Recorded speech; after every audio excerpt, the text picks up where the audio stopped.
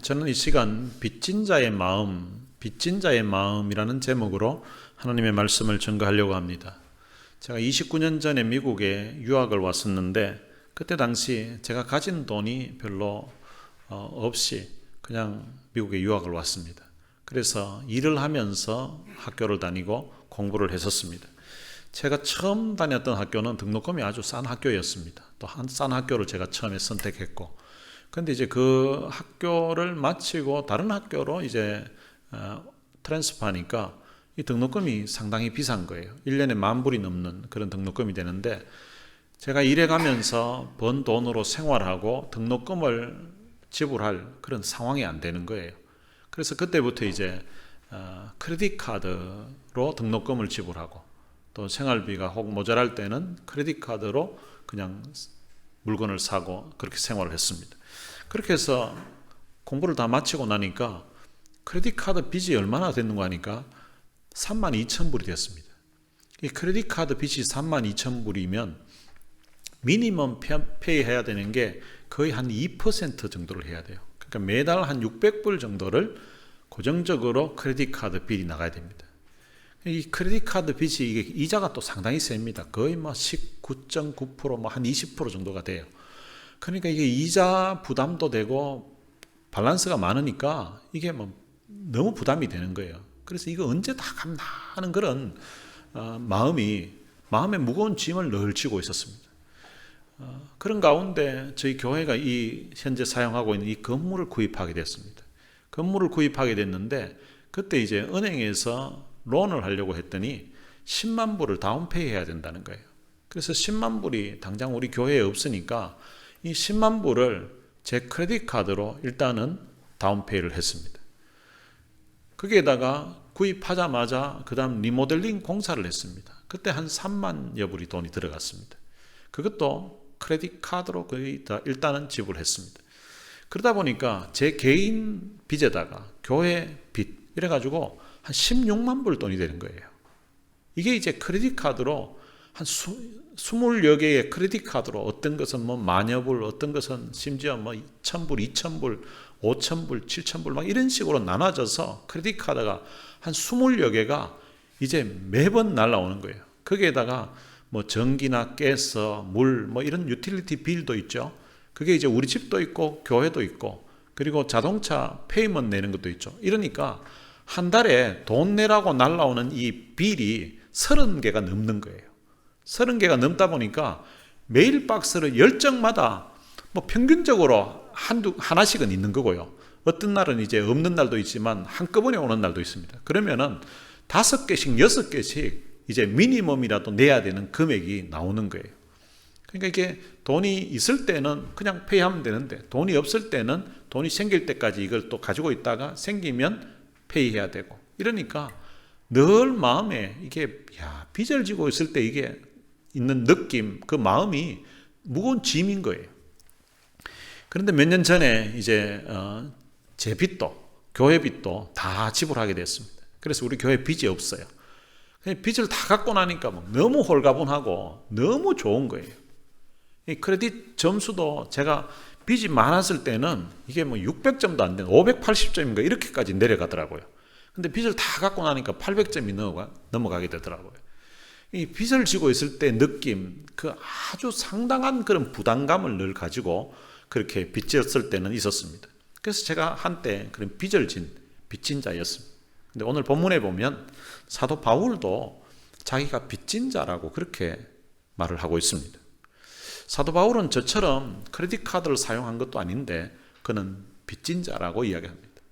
사도 바울은 왜 자신을 빚진 자라고 하는가? 14절에 보면 헬라인이나 야만인이나 지혜 있는 자나 어리석은 자에게 다 내가 빚진 자라고 그렇게 말을 했습니다. 헬라인은 그 당시 헬라어를 사용하고 헬라 문화를 받아들여서 생활하는 사람, 그런 사람들을 헬라인이라고 했습니다. 그리고 야만인은 헬라어와 헬라 문화를 사용하지 않는 다른 모든 사람들을 야만인이라고 했습니다. 이것을 이제 그 다음에는 설명하기를 지혜 있는 자, 이 지혜 있는 자가 바로 그 당시 헬라어를 사용하고 그 당시 헬라 문화를 이제 누리면서 살아가는 그런 사람들을 지혜 있는 자라고 했고요. 그 나머지 사람들은 어리석은 자라고 이렇게 표현했습니다. 이 말은 그때 당시 세상에 살고 있는 모든 사람들을 총칭해서 하는 표현입니다. 사도 바울은 세상에 있는 모든 사람들에게 나는 빚을 졌다고, 빚진 자라고 그렇게 고백을 했습니다. 사도 바울이 개인적으로 많은 사람들에게 돈을 빌린 바도 없습니다. 그런데 사도 바울은 그들에게 빚을 졌다고, 빚진 자라고 그렇게 표현을 하고 있습니다. 사람들에게 사랑의 빚을 진 것도 없습니다. 그럼에도 불구하고 사도 바울은 나는 세상에 있는 모든 사람들에게 빚을 진 사람이라고 이렇게 표현을 하고 있는 것입니다. 이렇게 표현하고 있는 것은 그가 하나님께 많은 사랑의 빚을 졌습니다. 예수 그리스도에게 많은 사랑의 빚을 졌습니다. 그런데 이 사랑의 빚을 하나님께 갚으려고 하니까 갚을 길이 없는 거예요. 그리고 예수님에게 사랑의 빚을 졌는데 갚을 길이 없는 거예요. 그래서 이 빚을 하나님께 갚을 것이 아니라, 예수님에게 갚을 것이 아니라 이 땅에 하나님의 사랑과 하나님의 은혜가 필요한 그런 사람들에게 내가 하나님께 갚을 것을 대신 갚겠다. 그래서 내가 하나님께 빚진 것인데 이것을 사도 바울이 표현하기를 나는 세상에 있는 모든 사람들에게 빚을 진 사람이다 하고 이렇게 표현하고 있는 것입니다. 바울이 예수님 만나기 전에는 그는 예수님을 믿는 사람들을 잡아서 옥에 가두고 심지어는 죽이는 데에 앞장섰던 사람이었습니다.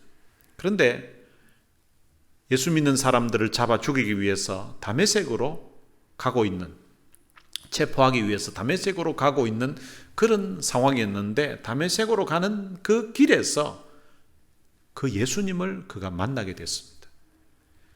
그가 예수님을 만나고 나서 예수님에 대한 그의 생각 자체가 완전히 바뀌게 되었습니다. 자기는 예수는 나사렛 이단이라고 생각했었고 그 예수를 믿고 예수를 따르는 것은 하나님의 뜻이 아니라고 이렇게 생각했습니다. 오히려 그 나사렛 이단을 추종하는 것은 하나님을 대적하는 일이라고 이렇게 생각했습니다. 그래서 자기는 하나님 편에 서서 그 나사렛 이단을 추종하는 그런 모든 세력들을 다 잡아서 옥에 가두고 없애겠다는 이런 생각으로 살았던 인물이었습니다.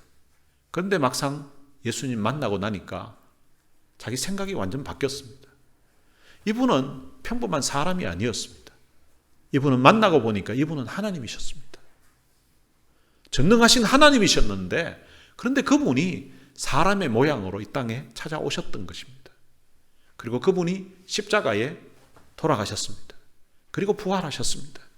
그런데 십자가에 돌아가셨던 그 이유가 바로 자기 같은 죄인을 위해서 돌아가셨다는 것입니다. 그날 주님을 만나기 전에는 사도 바울은 자기가 죄인인 줄 몰랐습니다.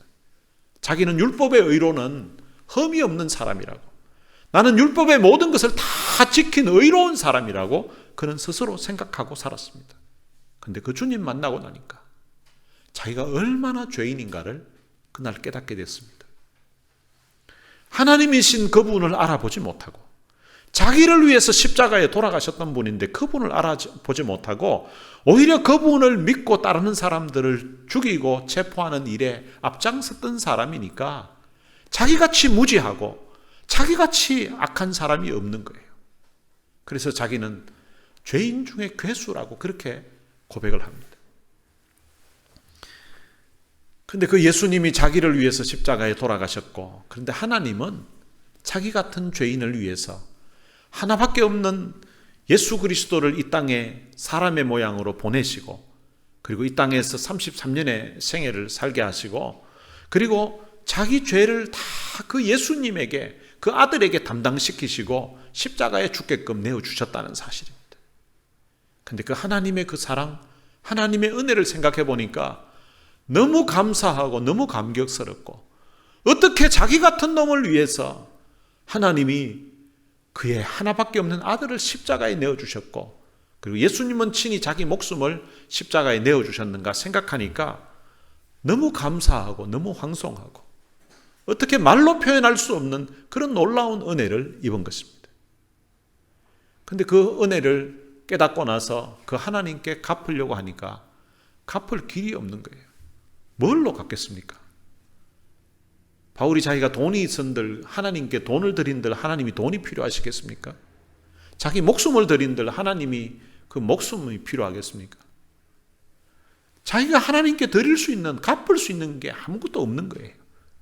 그래서 하나님께 진 이 엄청난 은혜, 이 사랑의 빚을, 하나님의 은혜가 필요하고 하나님의 사랑이 필요하고 하나님이 베푸시는 그 구원의 은혜가 필요한 사람들에게 이 사랑 전하면서 살아야 되겠다. 내가 하나님께 갚을 것이 아니라 사람들에게, 이 사랑, 이 은혜를 모르는 사람들에게 갚아야 되겠다 생각하고 나는 세상 모든 사람들에게 빚을 진 사람이다 라고 그렇게 고백을 하고 있는 것입니다. 이런 빚진 자의 마음을 가지고 있었던 바울은 로마를 방문하고 싶었습니다. 로마를 방문하고 싶었던 이유도 하나님께 받은 이 사랑의 빚을 로마 사람들에게 나누어주고 베풀어주고 싶었기 때문입니다.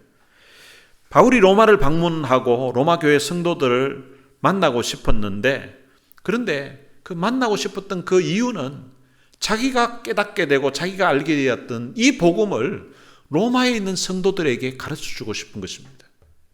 그래서 로마 교회 성도들이 다른 이방인들에게 나타났던 그런 열매들처럼 로마에 있는 성도들에게도 열매가 맺혀지기를, 사실은 지금도 로마에서 복음을 이미 받아들여서 많은 열매를 맺고 있지만 사도 바울이 좀 더 체계적으로 복음을 전해주면, 하나님의 은혜를 제대로 전해주면 더 많은 열매를 맺을 수 있을 것 같아서 지금 로마에 있는 성도들은 나름대로 신앙생활하지만 어떻게 보면 제대로 된 지도자가 없는 가운데 평신도들끼리 지금 교회를 이루고 섬기고 있는 그런 상황이라서 사도 바울이 가서 자기가 받았던 은혜, 자기가 받았던 하나님의 사랑을 좀 더 구체적으로, 좀 더 체계적으로 전해주면 더 풍성한 많은 열매를 맺을 것 같다는 그런 생각이 들었습니다.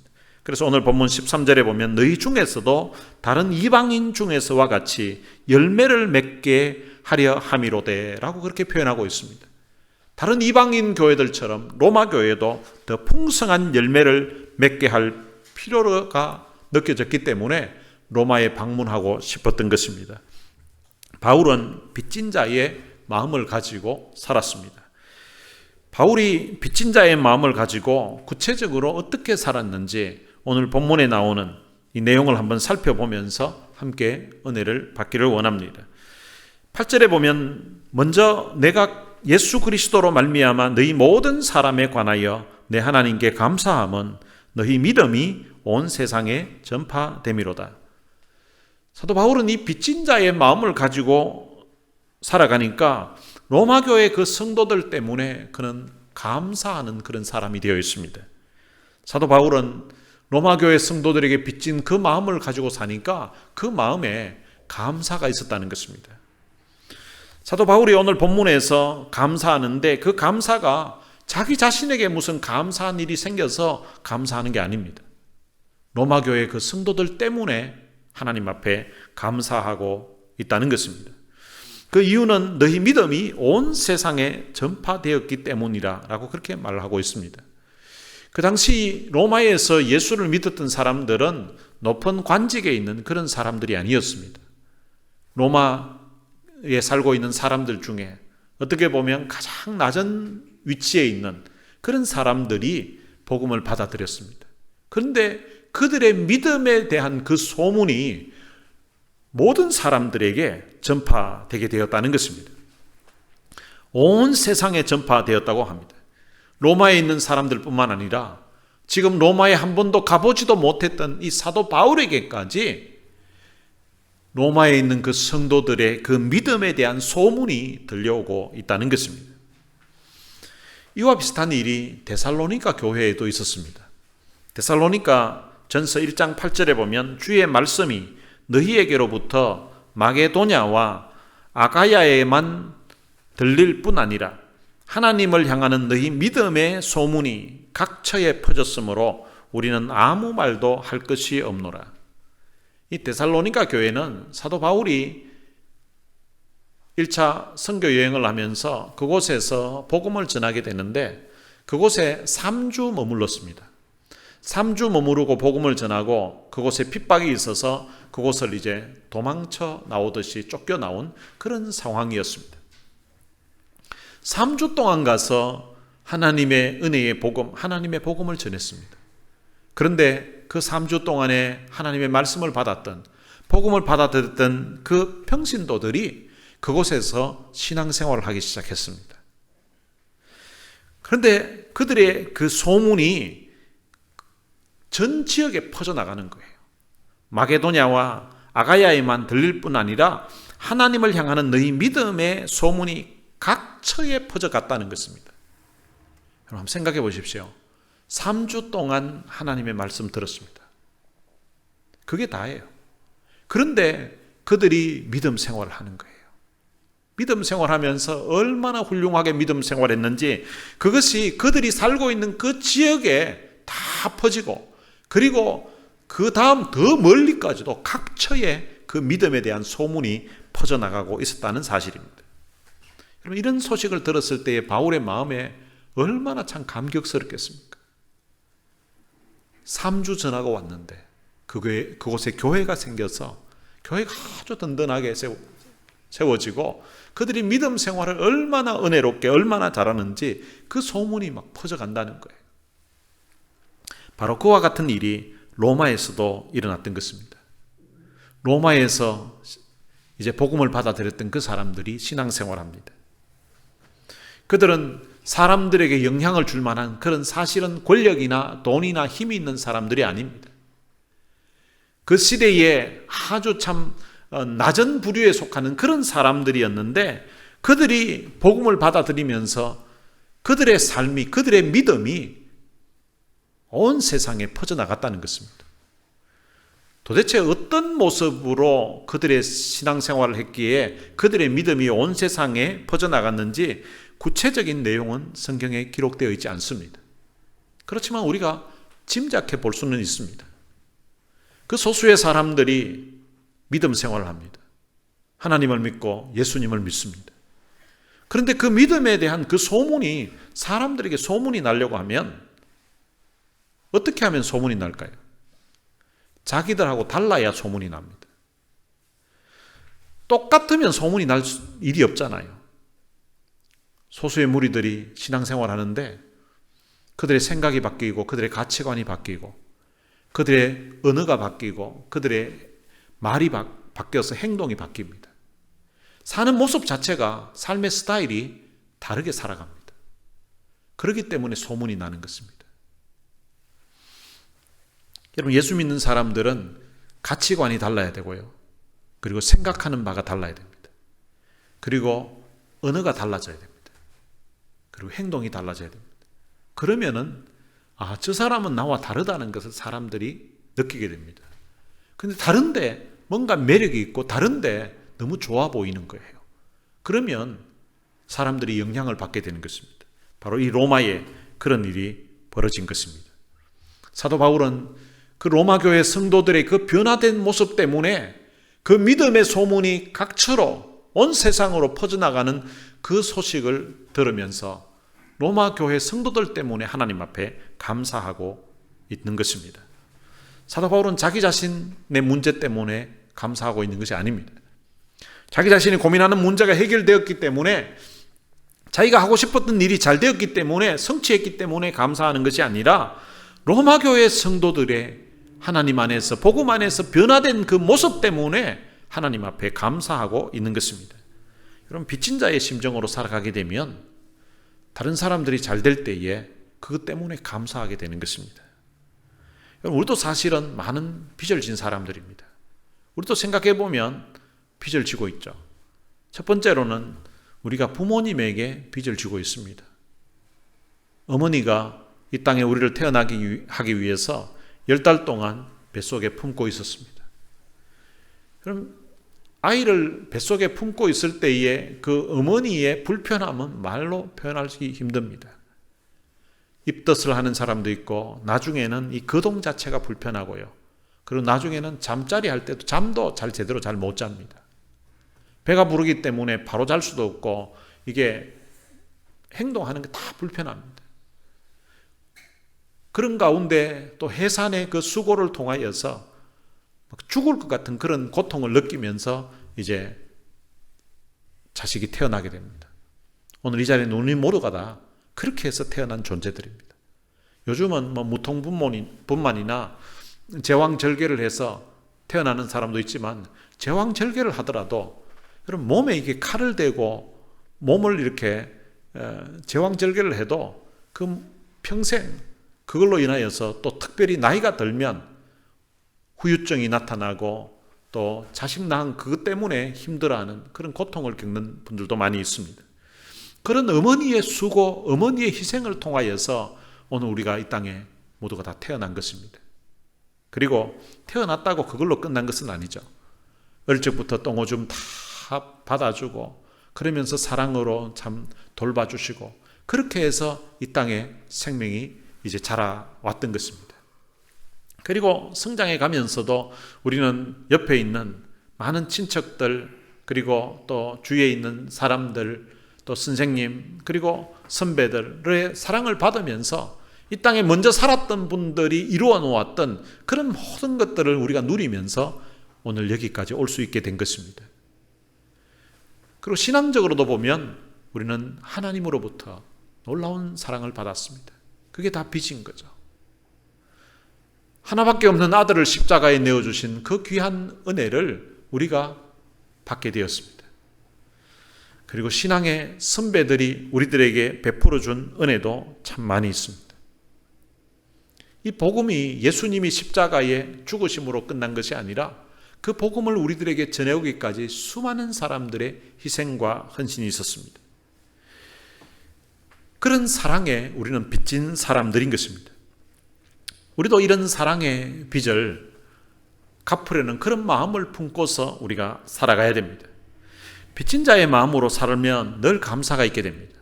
그런데 어느 날 빚진 자의 마음이 아니라 채권자의 마음을 가지는 때가 생기게 되면 우리 마음에 감사가 사라지게 됩니다. 여러분, 부모라고 해서 자식에 대해서 늘 감사만 있는 것은 아닙니다. 빚진 자의 마음을 가지고 그렇게 살아가면 자식을 생각하면 늘 감사한 마음이 듭니다. 참 내게 저런 자식이 생긴 게 참 감사하고, 자식이 효도를 하면 참 어떻게 하나님이 저런 효자를 주셨을까, 어떻게 하면 저런 효녀를 주셨을까, 그거 생각하니까 또 감사하고, 내가 사랑을 베풀 수 있다는 그 자체가, 사랑을 베풀 수 있는 자식이 있다는 자체가 또 감사하고, 그래서 늘 감사할 수 있습니다.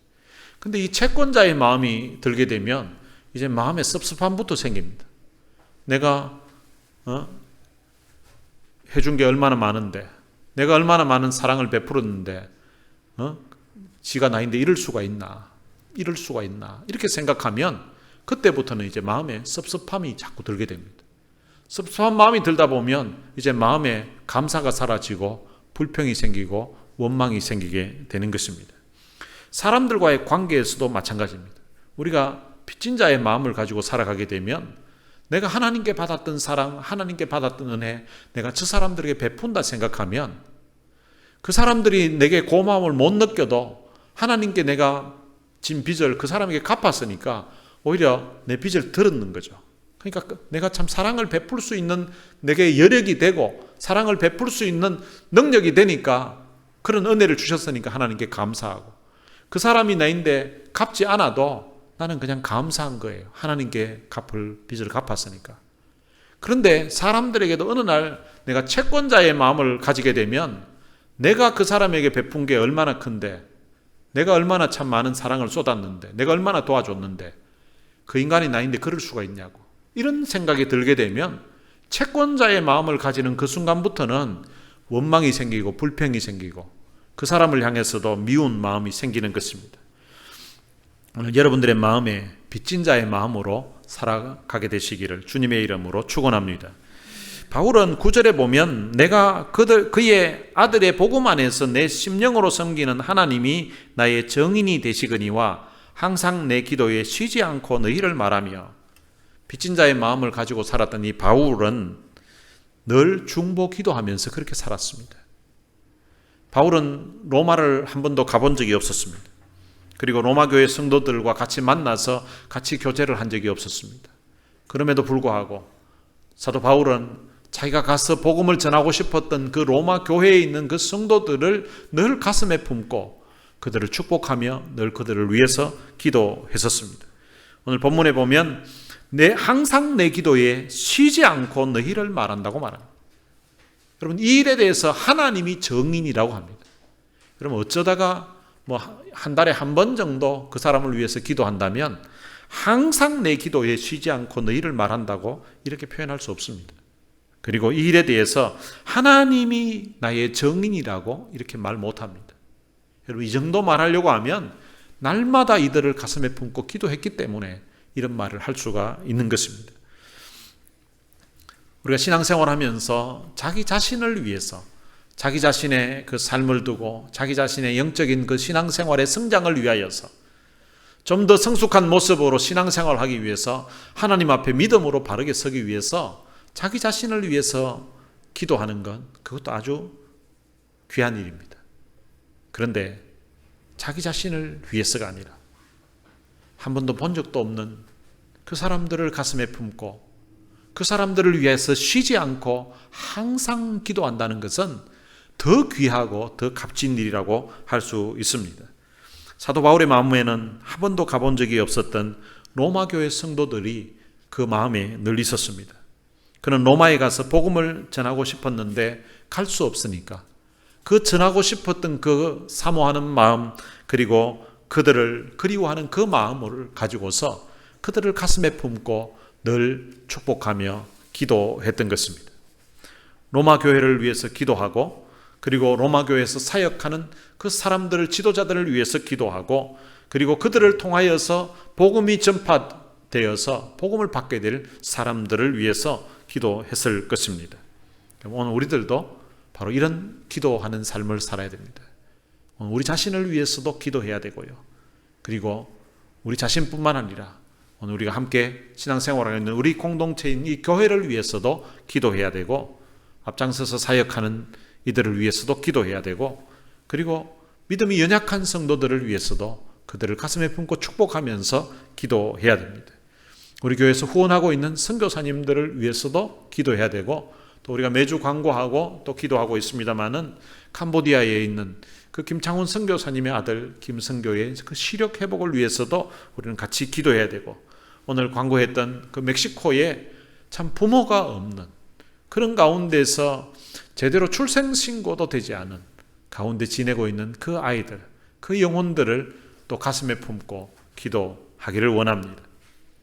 오늘 그렇게 우리가 빚진 자의 마음으로 실제 본 적도 없고 실제 만나본 적도 없지만 그런 사람들을 가슴에 품고 이렇게 빚진 자의 마음을 가지고 기도해야 된다는 것입니다.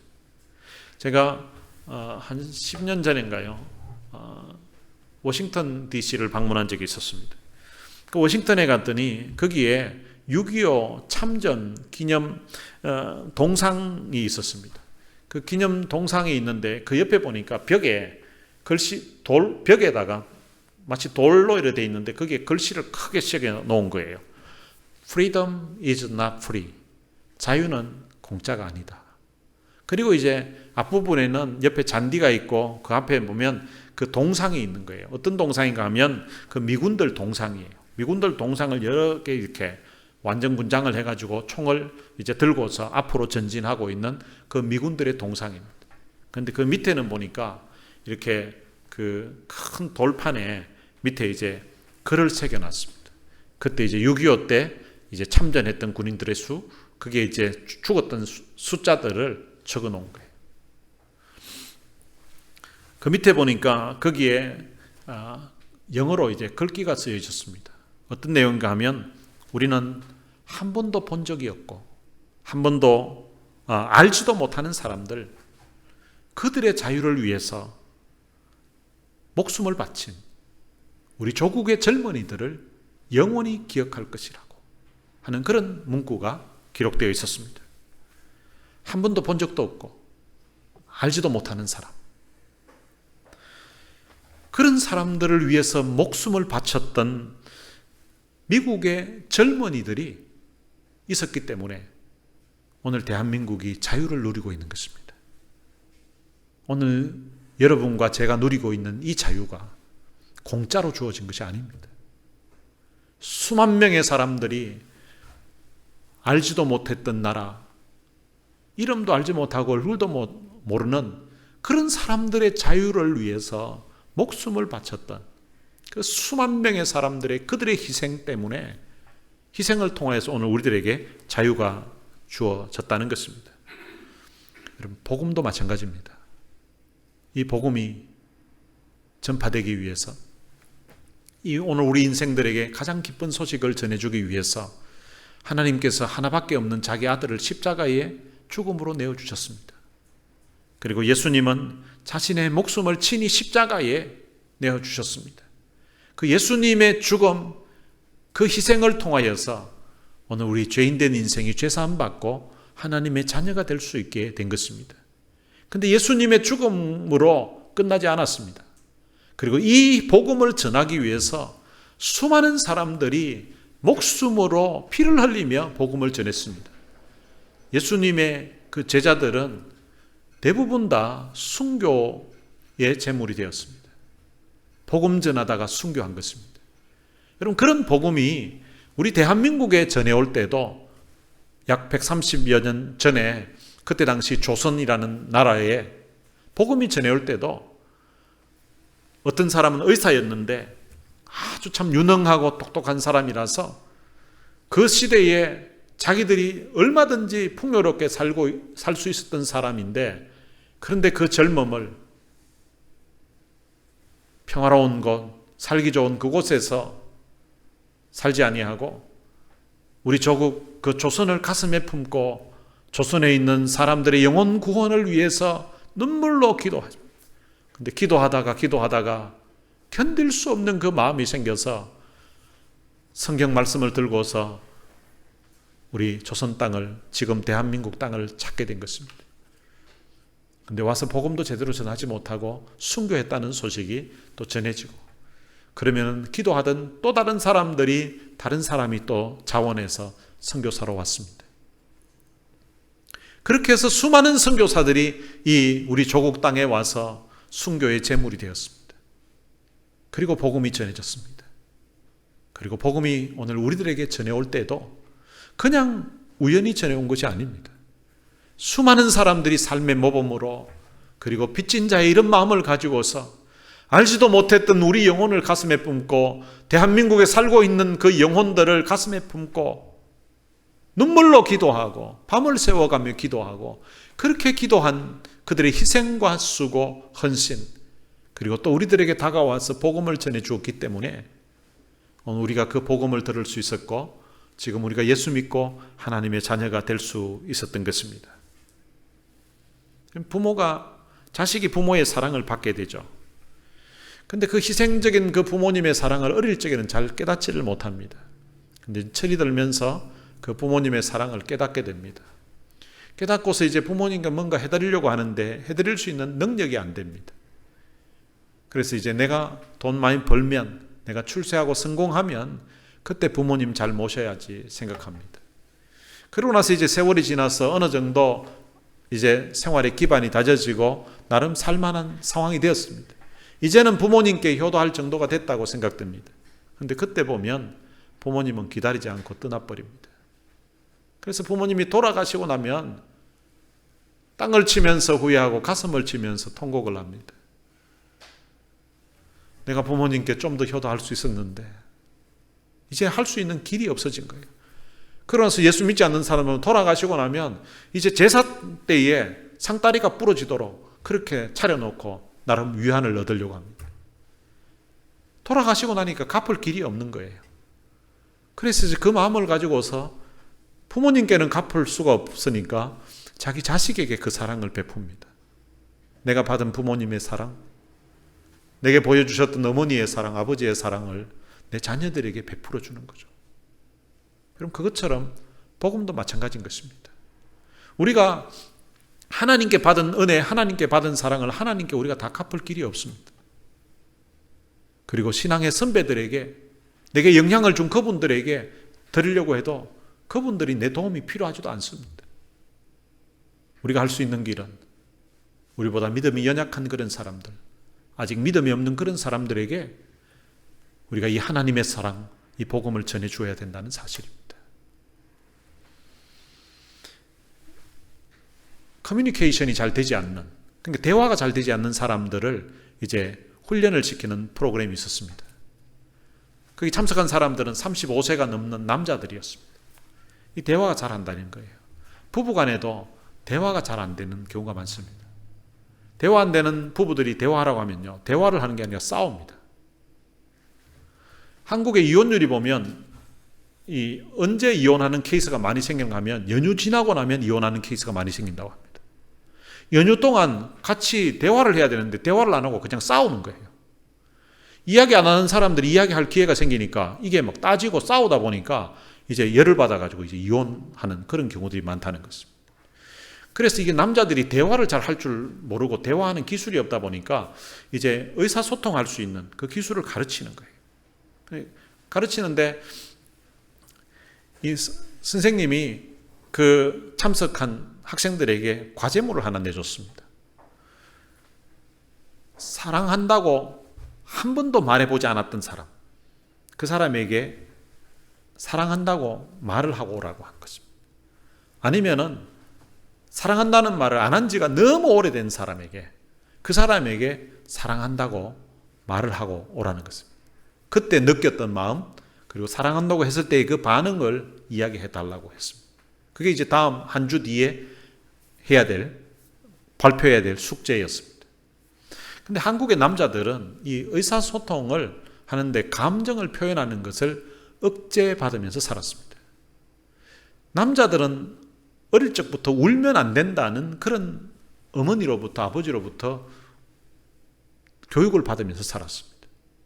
아이가 넘어져서 다쳤을 때에도 일어나라고 합니다. 그래서 울면은, 야, 남자가 울면 안 돼. 남자가 울면 안 돼. 그럼 남자도 사람이기 때문에 감정이 있고 아플 때는 울어야 되는데 남자는 울면 안 된다고 그렇게 했습니다. 얼마 전에 어느 교회를 갔는데요. 그 교회 갔더니 화장실에서 소변을 보는데 앞에 글씨가 있었습니다. 남자가 흘리지 말아야 될 것은 눈물만이 아닙니다. 여러분, 소변 보려고 섰는데 남자가 흘려야 되지 말아야 될 것은 눈물만이 아니다. 은연중에 남자는 눈물 안 흘린다는 거죠. 그런 교육을 받다 보니까 남자들이 슬픔이 있어도 이게 표현을 잘 못하는 거예요. 슬픔만 표현 못하는 것이 아니라 다른 감정도 제대로 표현을 못하는 거예요. 그래서 사랑한다는 말도 이렇게 잘 표현을 못하는 거예요. 그래서 사랑한다는 말하는 것이 이게 너무 어색한 거예요. 저는 우리 이갑진 장로님에게도 전에 제자훈련하면서 권사님에게 사랑한다는 말을 몇 번 했냐고 여쭤봤더니 그때 한 번 했다고 그때 말씀하셨습니다. 그래서 제가 돌아가시기 전에 100번 채우고 가시라고 그렇게 제가 말씀을 드렸는데 그 이후에 몇 번 하셨는지 모르겠습니다. 근데 이 사람도 이제 사랑을 한다는 말을 어디 가서 표현을 해야 되는데 누구에게 해야 되나 생각하니까 제일 처음에는 이런 과제물을 준 선생님에게 화가 났다는 것입니다. 왜 이런 과제물을 나한테 주나? 그리고 나는 한다고 말할 그런 대상이 없다라고 그렇게 생각해요. 그리고 선생님이 왜 나의 이런 개인적인 사생활까지 침해를 하시나 이렇게 생각했다는 것입니다. 그런데 또 생각해 보니까 숙제를 해야 될 것 같아서 나는 그러면 누구에게 사랑한다는 말을 해야 되냐 이렇게 생각해 보니까 내 양심이 네가 이미 알고 있지 않냐 누구에게 해야 될지. 그때 떠오른 분이 자기 아버지였다고 합니다. 이 사람 몇 년 전에 아버지와 심하게 다투었습니다. 그리고 나서는 이제 명절날이 되면 가족들이 모이기는 모이지만 아버지와는 대화를 하지 않았습니다. 그렇게 어색하게 몇 년을 지내고 있었는데 그런데 이제 아버지에게 사랑한다는 말을 해야 될 것 같아서 아내에게 먼저 이야기했습니다. 지금 커뮤니케이션 하는 방법을 가르쳐주는 그 학원, 그 프로그램에서 나에게 누군가에게 사랑한다는 말을 하고 오라고 했는데 그 대상을 아버지에게 하기로 그래 마음을 먹었다고 하니까 아내가 너무 기뻐하더래요. 아내가 너무 좋아하더래요. 그래서 이제 아버지에게 바로 전화를 했다고 합니다. 아버지, 내일 퇴근한 후에 5시 반에 아버지 집에 잠깐 들리겠습니다. 그렇게 이야기를 했습니다. 그리고 이제 그 다음날 5시 반에 이제 아버지 집에서 초인종을 눌렀습니다. 근데 마음에서는 아버지가 하나님 아버지가 먼저 나오게 해주세요. 아버지가 집에 아버지하고 어머니 계시는데 만약에 엄마가 나오게 되면 그냥 엄마에게 좀 전해달라고 그렇게 말하고 돌아올 것 같은 그런 생각이 들었어요. 그래서 아버지를 바로 보게 되면 일단 하지 않을까 생각해서 아버지가 문을 열기를 그렇게 기도하면서 초인종을 누르고 기다리고 있었습니다. 근데 문을 여는데 아버지가 문을 여는 거예요. 그래서 아버지에게 이야기를 했습니다. 아버지, 사랑한다는 말을 하려고 찾아왔습니다. 근데 그 말을 하니까 아버지가 표정이 밝아지기 시작했습니다. 그러더니 아버지가 아들에게 다가와서 아들을 껴안았습니다. 그러면서 그 아들의 귀에 아버지도 이야기했습니다. 아들아, 나도 널 사랑한다. 근데 이 말을 해주고 싶었는데 지금까지 네게 하지를 못했다. 근데 아들도 눈에 눈물이 났습니다. 아버지와 아들이 한참을 눈물을 흘리면서 끌어안고 있었습니다. 껴안고 있었는데 너무 행복했다는 것입니다. 너무 행복하고 화해할 수 있는 그런 기회가 되었고, 그리고 난 다음에 이틀 뒤에 아버지가 심장에 이상이 있어서 아버지가 쓰러지셨다고 합니다. 그리고는 의식을 잃게 되었다고 합니다. 그리고 지금은 의식이 없는 가운데 계시다는 거예요. 그때 만약에 내가 가서 아버지에게 사랑한다고 말을 하지 않았다면 아버지에게 의식이 있는 동안에 영원히 사랑한다고 말을 하지 못하고, 그리고 아버지로부터도 아들아 나도 사랑한다는 그 말을 듣지 못하고 끝이 날 뻔했는데 선생님이 이런 과제물을 주셔서 너무 고맙다고 했다는 것입니다. 사랑하는 성도 여러분, 혹시 여러분들은 사랑한다고 말해주고 싶은 그런 사람이 없습니까? 그 대상이 어쩌면은 이 숙제를 했던 이 사람의 아버지처럼 그 사람이 계속 있지는 않을 수 있습니다. 그 사람이 먼저 세상을 떠날 수도 있고 내가 떠날 수도 있습니다. 사랑한다는 말, 고맙다는 말을 하고 싶은 사람이 있으면 여러분들이 의식이 뚜렷이 있을 때에, 여러분들이 표현할 수 있을 때에 그때 표현할 수 있게 되시기를 바랍니다. 그리고 하나님의 사랑을 전하는 것도 마찬가지입니다. 내가 하나님의 그 사랑을 전하는 것도 여러분 언젠가는 나도 전할 수 없는 그런 상황이 될 수도 있습니다. 그리고 그 사랑을 전하고 싶은 그 대상도 내 곁에 항상 있지 않을 수도 있습니다. 여러분들이 전하고 싶은 마음이 들 때에 그들을 가슴에 품고 기도하시고 그들에게 전해볼 수 있게 되시기를 바랍니다. 사도 바울은 로마에 가고 싶었는데 그들에게 하나님으로부터 받은 그 사랑의 빛을 그들에게 전해주고 싶었는데 전할 길이 없으니까 이렇게 편지로나마 써서 그렇게 보냈습니다. 요즘은 카톡도 있고 문자도 보낼 수 있고 이메일도 보낼 수 있고 우리가 마음만 먹으면 얼마든지 보낼 수가 있습니다. 하나님께 받은 그 귀한 사랑을 여러분들도 빚진 자의 그런 마음으로 살아서 다른 사람들에게 이 귀한 하나님의 사랑을 나누어주고 베푸는 그런 신실한 하나님의 사랑 되시기를 주님의 이름으로 축복합니다.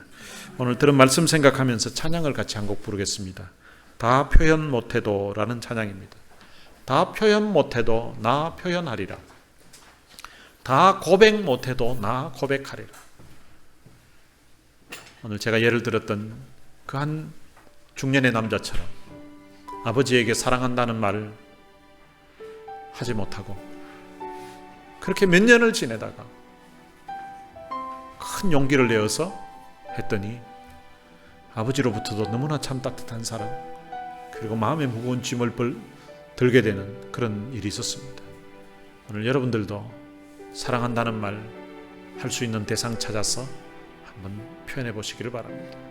그리고 하나님 아버지에게도 하나님께 감사하다고, 하나님 사랑한다고 이렇게 다 표현할 수 있으면 좋을 것 같습니다.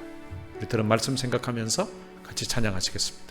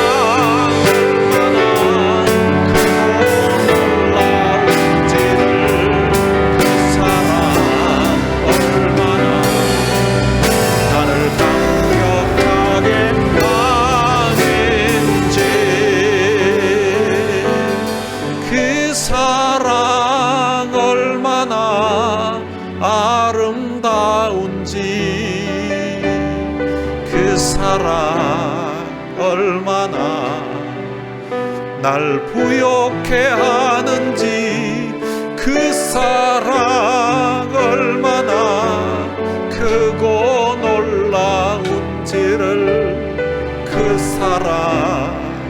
얼마나 나를 감격하게 하는지.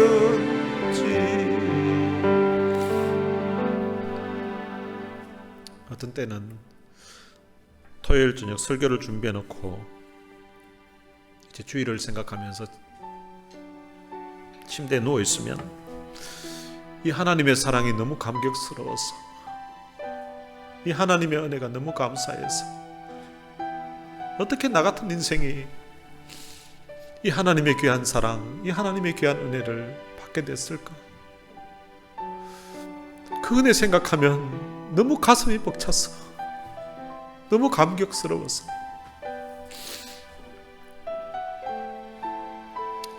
하나님 나 이렇게 행복해도 되냐고, 나 같은 인생에 하나님 어떻게 이런 은혜를 베풀어 주셨냐고 하면서 가슴 설레고 가슴이 벅차오를 때가 있습니다. 그때 살면서 이 하나님께 받은 은혜를 제대로 말로도 표현 못하고 행동으로도 표현 못하고 삶으로도 표현하지 못할 때가 참 많습니다. 우리가 하나님께 받은 그 귀한 사랑을 우리도 바울처럼 빚으로 생각하면 좋겠습니다. 사랑의 빚을 졌는데 그 사랑의 빚을 어쩌면은 내게 갚을 수도 없는 그런 대상들을 가슴에 품고 우리가 기도하고 베풀어 봤으면 좋겠습니다. 오늘 들은 말씀 생각하면서 하나님, 내게도 이런 사도 바울처럼 빚진 자의 마음을 품고 살게 하옵소서. 그래서 내 하는 일이 잘 되어서가 아니라 다른 사람들이 주 안에서 잘 되고 형통하고 주 안에서 온전한 모습으로 든든히 서가고 할 때에 그런 소식 들으면서 그 사람 때문에 감사할 줄 아는 그런 감사의 사람 되게 하옵소서. 그리고 내가 알지도 못하는 그런 사람, 또 안다 할지라도 참 믿음이 연약한 그런 사람들을, 또 신앙의 그런 선배들, 또 앞서 나가는 그런 사람들을 가슴에 품고 늘 기도하는 그런 기도의 사람 되게 하옵소서. 우리 같이 통성으로 기도하시겠습니다. 살아계신 아버지 하나님, 은혜를 감사합니다. 많은 사람 가운데 저희들을 선택해서 하나님의 귀한 자녀 삼아주시고 감사합니다. 놀라운 하나님의 사랑, 놀라운 하나님의 은혜를 우리의 성령님, 우리의 삶에 풀어주신 것 참 감사합니다. 빚진 자의 마음 가지고 살았던 사도 바울의 마음까지 태도를 살펴보면서 하나님, 한편으로는 참 놀랍고